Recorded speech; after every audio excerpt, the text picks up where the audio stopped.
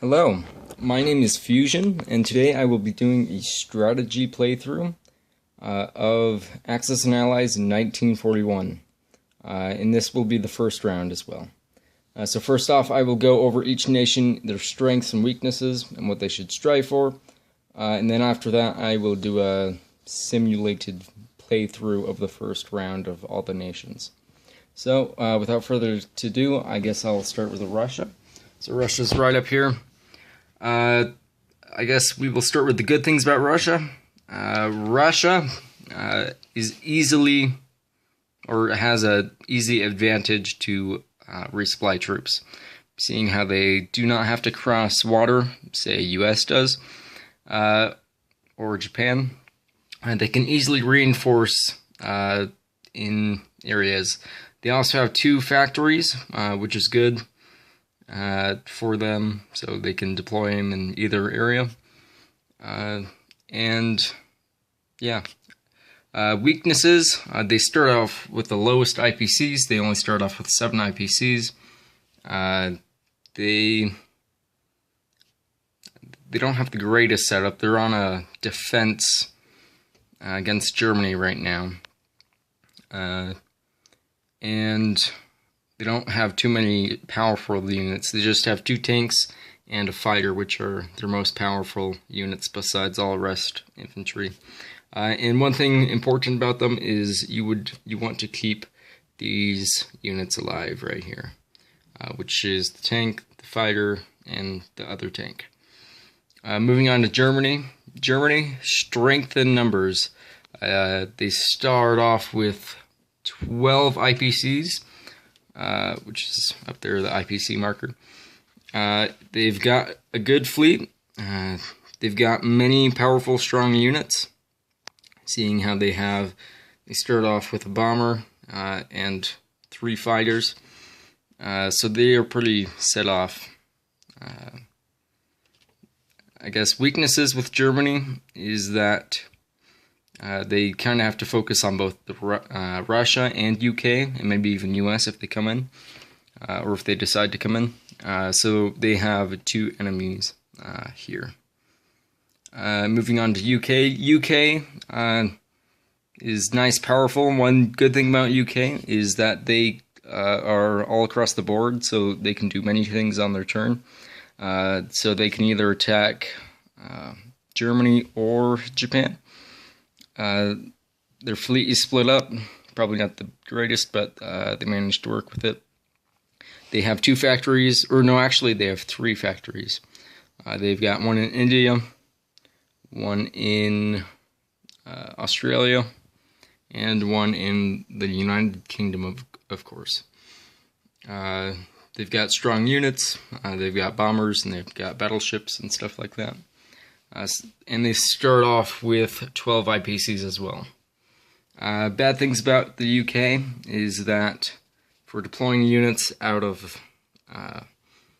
UK, if they're land units, it's hard to have a transport, load them on into like France or I guess Western Europe in this, or load them off elsewhere. And they both have to be fighting the Germany and Japan at once in order to win the war. And I think that's about it for the UK. Japan, good things about Japan, they've got a nice, powerful, strong navy. They've got powerful units. But then again, their IPCs, they only have 9, they're not too well on that. So Japan really needs to focus on IPCs, perhaps come down here, take over these British islands, get those IPCs, so that's 4 in total with Australia, Borneo, in Eastern Indies, or East Indies, excuse me. So they're not doing too well with IPCs, and they only have 1 factory to deploy units from. Maybe in Philippines they could go after and attack. But one thing about the Axis is that they have to be both focused on, because if the Allies are only focusing on Germany, Japan will get too strong, and vice versa. Moving on to the United States. They don't have many units ready to fight on the first turn, because all their units are mostly on the United States territories, eastern and western. They're not doing too great with a fleet in the Atlantic and Pacific Oceans. They start off with the most IPCs, though. That is a good thing. They started off with 15. So they can do a lot with their money, but they both have to focus on Japan and Germany in order to win the war. So moving on, I guess, from strengths and weaknesses, we will start with first move. So going back to Russia, Russia has the first move. And a couple of attacks I would suggest is always attack West Russia right here.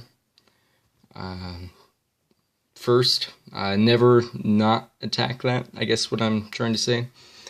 So what I'd suggest is you move all 5 of these infantry in, and you would also move this tank in for that battle.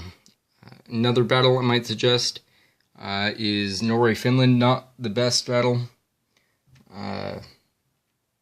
just because then it leaves you a bit weaker throughout the nation in the north. But if this is a good attack on the first round, if you would like to, you move all 3 of these infantry in, and you fly this plane. That's right here in Russia. So that's 1, 2, 3, and you land them right there for another battle. And then next, the third battle I would suggest is Japan. Since they're not doing too well on IPCs, you can easily lower them. With this attack here, you move these 3 infantry into Manchura, or Manchura, I guess it's called. And you take this tank and also move that into there. And then the chances on each of these battles for West Russia, 98% chance Russia's going to win that with those units in there. Manchura, or I can't pronounce that correctly, excuse me for saying that, but you have a 72% chance of winning that. And up here in Norway and Finland, you have a 94% chance of winning that. So I'm going to go ahead and conduct those battles, and I'll be right back with you.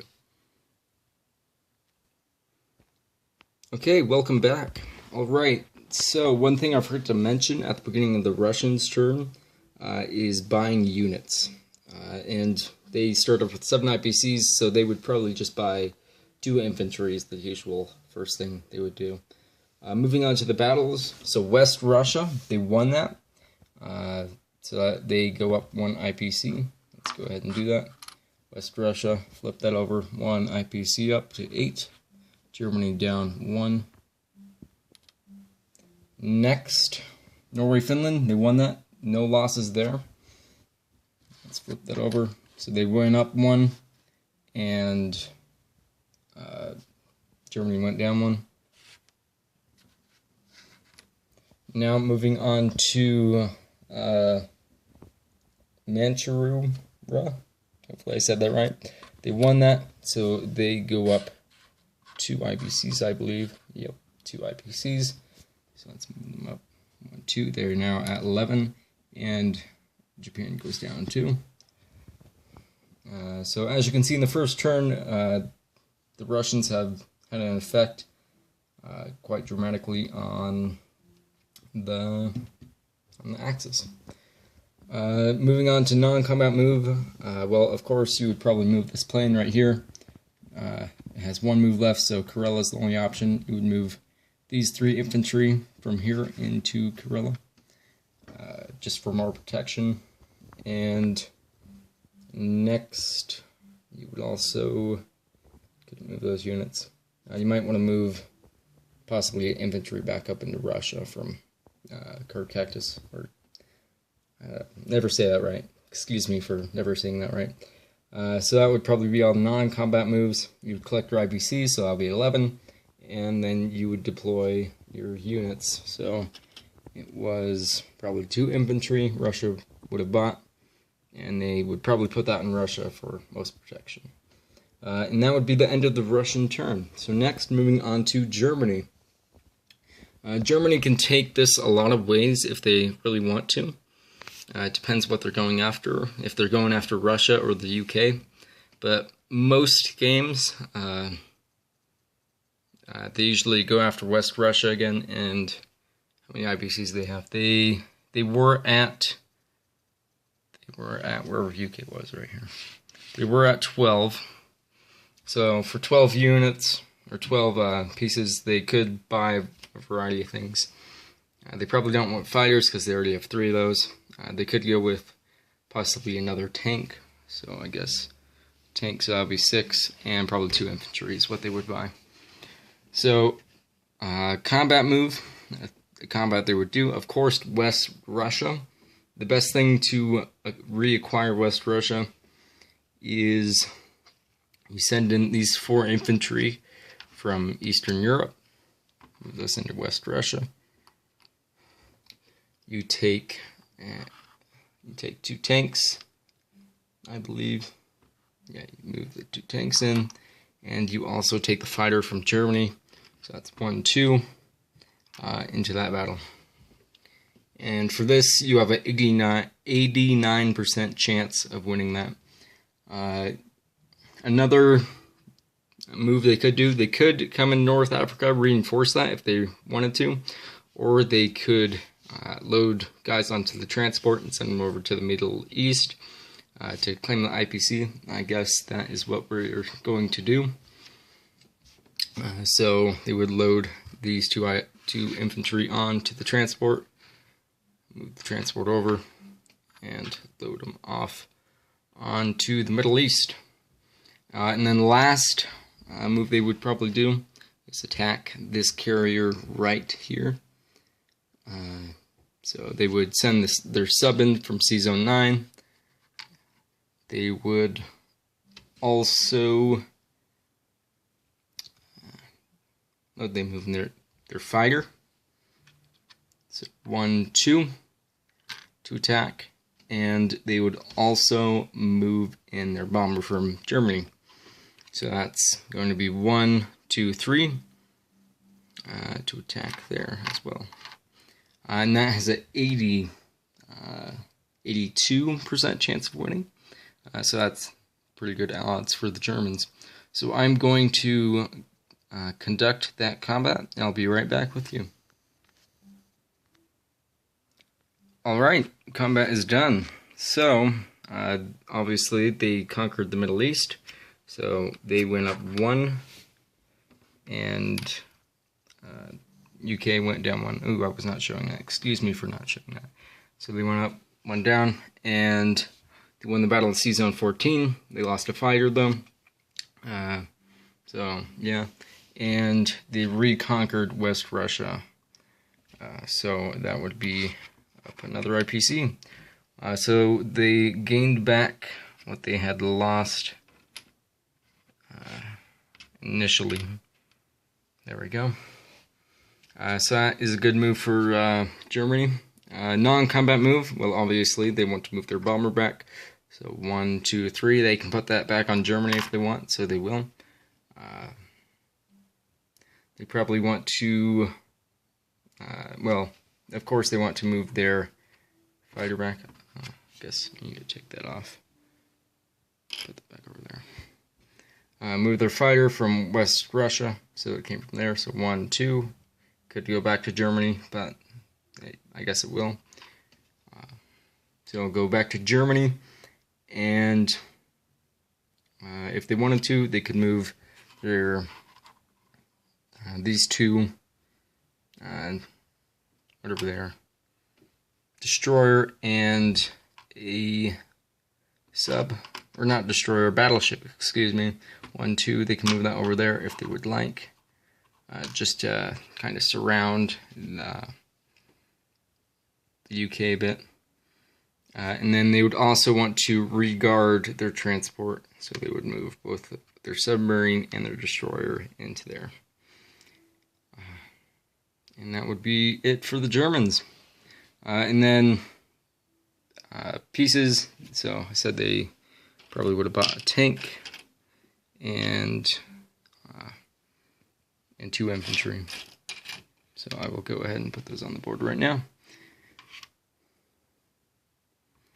And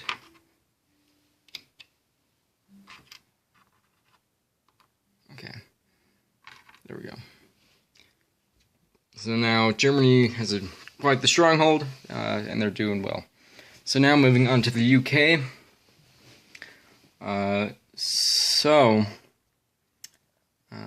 UK, they had 12 IPCs, so they would probably go more the fighter route for up here.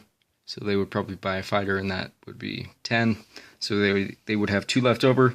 Combat move. They would probably want to attack that sub right there. So they would move their destroyer in to Sea Zone 14. And if they really want to be sure of capturing it, they could also move their battleship in the other one, whatever it's called. Another move they could do, they could go after North Africa, but since Germany has taken that over, they would not want to leave Egypt and Sudan unguarded. But USA can also come in later and inquire of North Africa. Moving on down to Asia, moves they would want to do, probably Southeast Asia. Move these 2 infantry and their fighter in to attack that. As well as they would want to, oh, that's in the wrong sea zone. There we go.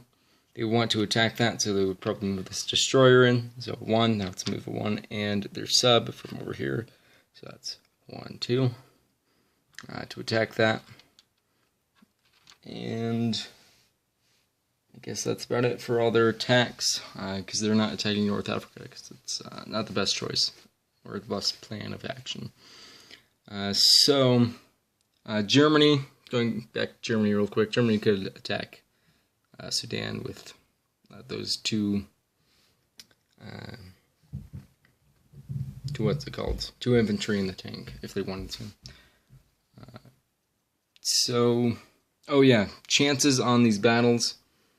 So if you did not move the sub and the carrier in, that would be a 62% chance, but moving these in, that's over 90% chance.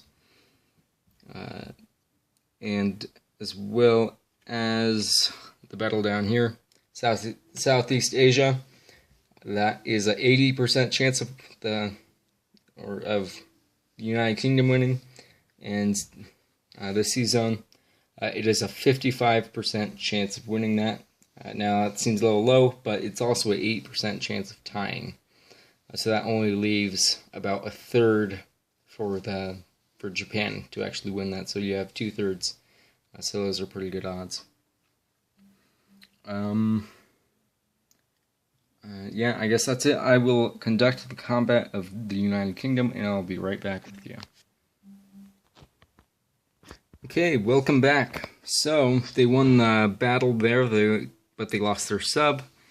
They won Southeast Asia, no casualties, and they also won Sea Zone 31, no casualties. So now, moving them up by IPCs, let's flip that over. So, UK goes up 1, and Japan goes down 1. As well as, yeah, I guess that's it. So, non-combat move, probably smart thing to do is take your sub, or not your sub, your transport, load on that guy, move away from. So usually what I like to do is move them into Sea Zone 27, just because they're more safe here. And if you want, you can move your transport in there to be guarded, and then also move the spider back. And if you would like, one thing I like to do is take their bomber and fly that into Russia and help protect Russia a bit more. That's always a good thing to do. So I guess I will do that for this. So that's 1, 2, 3, 4, 5, 6. So you can just fly that right into Moscow. And I guess that's about it for whoever these guys are called. United Kingdom, excuse me for that. So then they would just get their fighter that they purchased, probably, if that's what they purchased, and they could just place that in London. That was probably a good choice to place it there. And that's about it for the UK. Now, moving on to Japan, obviously, they are now at 6 IPCs. That is not good. So Japan now wants to focus on getting more IPCs again. So what they might want to purchase is maybe some more planes or something along the lines of that. I guess we'll just go with they couldn't purchase a plane. They've got 9 IPCs.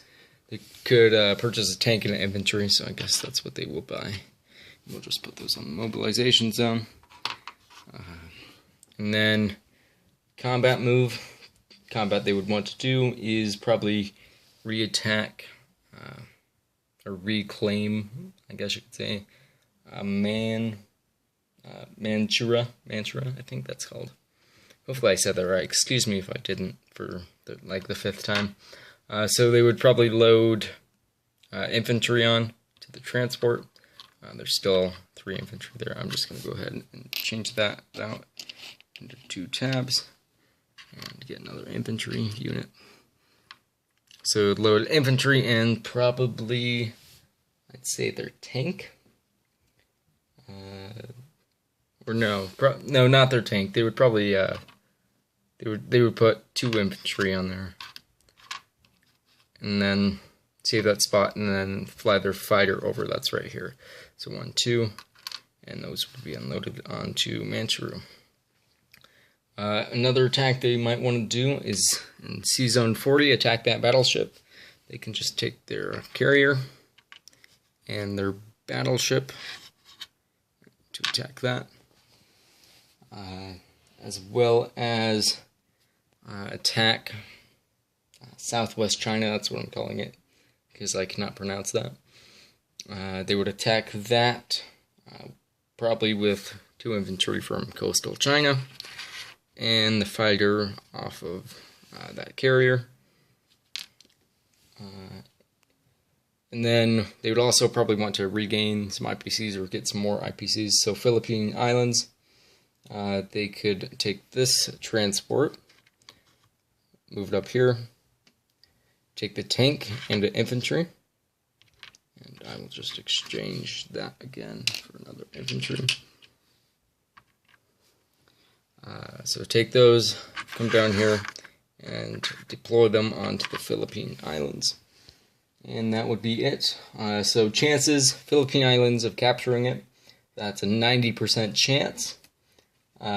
Recapturing Manchura is 70% chance. Sea Zone 40, that is a 99% chance that they will win. And what is it? Southwest China, that's what I'm calling it. That's at 80% chance of winning. And I'll be right back with you after I conduct the combat.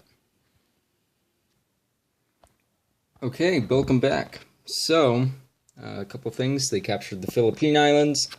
So, they would move up 1 and USA down 1. They recaptured Manchura. So, up 2. Russia, down 2. They captured Southwest China. So up 1, USA down 1. And they took out the battleship with no casualties. So non-combat move, they would probably move this into coastal China, just to protect that from the infantry northwest China. They would also move this probably back to Japan. And those boats have to stay there because they were in combat. And that would probably be all the non-combat move. They would probably deploy their units in Japan. So infantry and a tank, deploy those there. And that would be the end of the Japanese player's turn. Moving on to the United States. So the United States is not in a position to be at much war at the moment because they don't have enough units around. A couple of things they might want to buy. So they had 15 units, so they could buy many things. But usually they want to focus on one thing. So they either want to focus on naval power, air power, but rarely they want to focus on land units. They usually want to focus on naval or air power. So I guess we will have them buy, let's see, that's probably really hard to read. That's the mobilization zone, that's all the unit costs, by the way. They'd probably just buy a bomber for 12 units, because that's always a good thing to do. Okay, and just place that mobilization zone. So attacks they would want to do for the combat move, since the British did not attack North Africa, they would probably want to attack North Africa. So what they could do here is they could take infantry and a tank off of the United States and move those guys over Season 14 and deploy them onto North Africa, as shown, as well as Season 45. Now, one thing that Japan has done, they have left their transport unguarded, so US can just take one of these planes over here, fly it over, so that's 1, 2, 3 to take care of that. And those would be the attacks that the USA would do. And I'll be right back after I conduct that combat. Alright, welcome back. So, of course, they took over North Africa. No IPC gain there, but they have now eliminated the threat from the British. And they took out that transport that was up in Sea Zone 45. So now, US, they might want to move their destroyer over, and they would want to move this carrier over, so their plane could fly back onto there to be safe, because that was 1, 2, 3. That was 3 moves, so the 4th would end up in that sea zone, but it can land. I'll probably move the sub over as well and load probably an infantry and a tank onto that to go eventually attack one of the Japanese territories. And then after that, that would probably be all the non-combat moves they would do. Except for this bomber. What I like to do with this bomber is I usually like to fly it over into Africa. So that's 1, 2, 3, 4, 5, 6. Anglo-Egypt, Sudan is where I like to park that in order to attack them up there. And I guess that's about it. They would deploy their new bomber that they just bought. Either if they want to go after Japan with it, or United States, Germany. I usually just put that on Eastern United States because I like to go after Germany with my bombers. So I hope this video helped you out with your decisions in Axis and Allies for the first round. Optional things that you could do, like with US and Japan, or even United Kingdom, or all of them, of course, you can do that. I used BattleCalc to calculate the percentages of winning some of these battles, and just some other background information. I'm using the Samsung Galaxy Avant to record this video at the moment. Hopefully it has somewhat of a good quality. And I guess that's about it. Thank you so much for watching. Thank you so much for your time. And I will see you in the next video.